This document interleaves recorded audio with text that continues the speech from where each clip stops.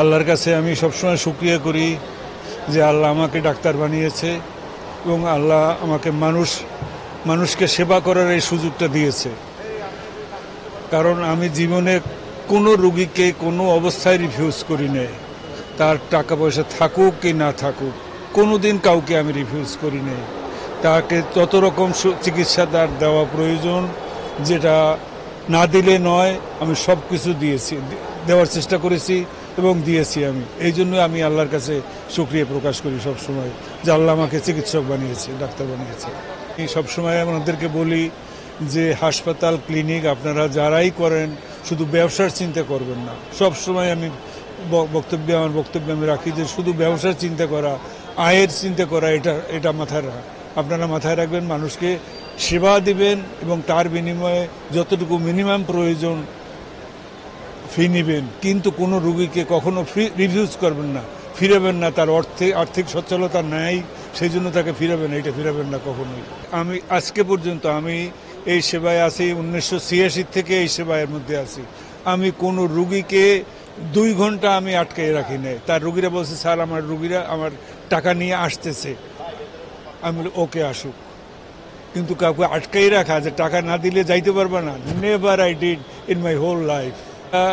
ক্ষতি করেছে কিছু আমাদের দেশের কিছু এই হসপিটাল, ক্লিনিক, এরা কমিশন দেওয়ার বিজনেসটা করে এই ক্ষতিটা করেছে।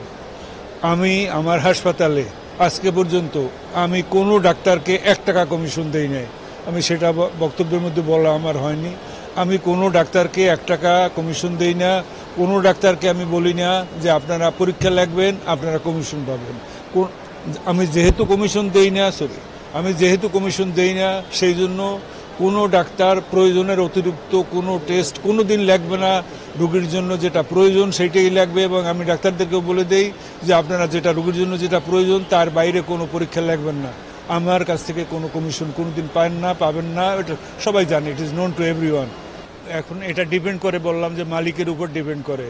আমার ওখানে কোনো ডাক্তারকে কোনো ঔষধ কোম্পানি কোনো গিফট ওখানে দিতে পারবে না। তাদের প্রয়োজনে, হ্যাঁ, যদি কোনো ঔষধ লেখে সেটা আমার জানি না, সে ডাক্তার সাহেব কোন ঔষধ লেখে, কোন কোম্পানির লেখে, ওইটা আমি জানি না। বাট আমার ওখানে কোনো গিফট দেওয়া, কোনো কোম্পানি গিফট দেবে, এটা ওখানে নাই। এটা ডিপেন্ড করে মালিকের উপর, কর্তৃপক্ষের উপর ডিপেন্ড করে।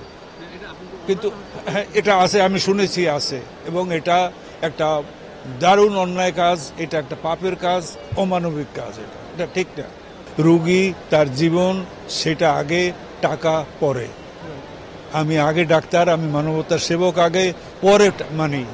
এটা হওয়া উচিত মানসিকতা। টাকা নিয়ে কেউ কবরে যায় না। মানসিকতা, মানুষের মনটা হলো আসল, তার বিবেক হলো আসল। যে টাকা চায় শুধু টাকা, পিছনে কি পাপ না পুণ্য ওটা হিসাব করে না। বাট এটা অন্যায়, এটা সিজারের চার্জ এত হওয়া উচিত না।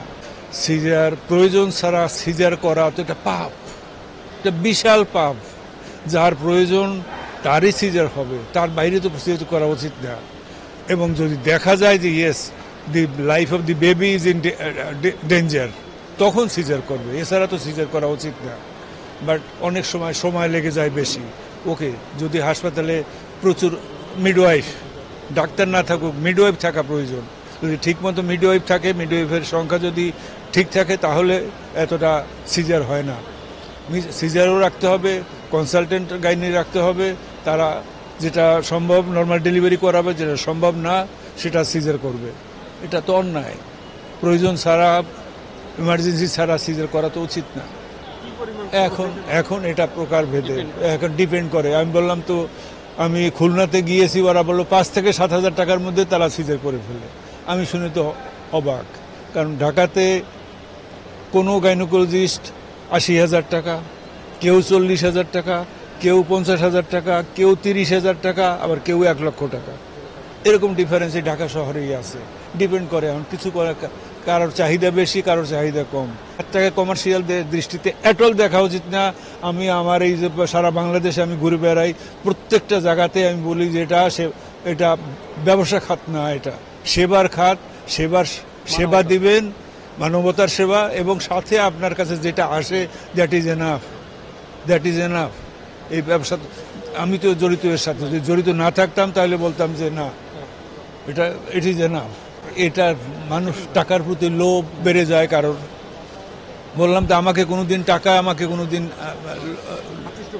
আকৃষ্ট করতে পারেনি আমাকে কোনোদিন। অনেকেই আপনার কি বলার আছে চিকিৎসকদের যারা চিকিৎসকদের একটা কথা, মানবিক হওয়া উচিত, অ্যাবসলিউটলি মানবিক হওয়া উচিত। রোগী তার জীবন সেটা আগে, টাকা পরে। আমি আগে ডাক্তার, আমি মানবতার সেবক আগে, পরে মানি। এটা হওয়া উচিত মানসিকতা। টাকা নিয়ে কেউ কবরে যায় না।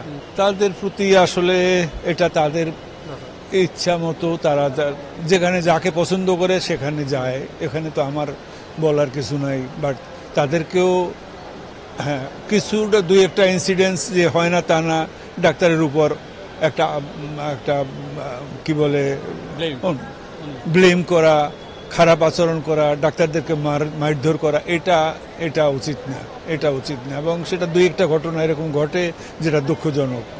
ডাক্তারকে সবসময় মানবিক হইতে হবে, রুগীদেরকেও ডাক্তারের প্রতি শ্রদ্ধাশীল হইতে হবে, যেন সে যেন ভালো সার্ভিসটা পায় রুগীর কাছ থেকে। দেশের চিকিৎসা ব্যবস্থা আগে যেটা ছিল ধরুন 20 বছর আগে, তার থেকে অনেক অনেক অনেক ডেভেলপ করেছে, অনেক ডেভেলপ করেছে। যে চিকিৎসা আগে বিদেশে হতো, দেশে হতো না, সেই চিকিৎসা এখন মোটামুটি দেশেই হয়। বাট মানবিক দিক একটা আছে, সেই দিকটায় আমাদের কিছু কারো সবাই না, কিছু কিছু ডাক্তারের পতন ঘটেছে। তারা অর্থের দিকে বেশি ঢুকে পড়েছে, সেবার দিকে কম। তবে উচিত সবাই মানবিক হওয়া উচিত, রুগীদেরকেও ডাক্তারের প্রতি, রুগীদেরও ডাক্তারদের প্রতি শ্রদ্ধাশীল হওয়া উচিত, ভালো আচরণ করা উচিত।